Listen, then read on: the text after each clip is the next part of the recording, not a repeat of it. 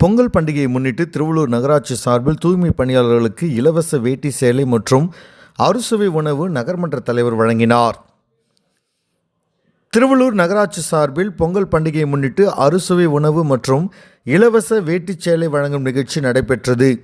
நகர்மன்ற தலைவர் உதயமலர் பாண்டியன் தலைமை தாங்கினார். நகர்மன்ற துணைத் தலைவர் சிசு ரவிச்சந்திரன் முன்னிலை வகித்தார்.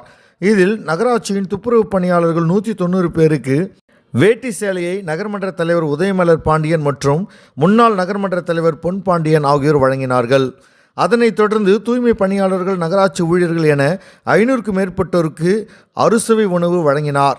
இதில் நகர திமுக நிர்வாகிகள் கமலக்கண்ணன், TM ரவி, ராஜேஸ்வரி கைலாசம், சம்பத் ராஜா, குப்பன், TNR சீனிவாசன், D சிவகுமார், சிசு விஜயகுமார்.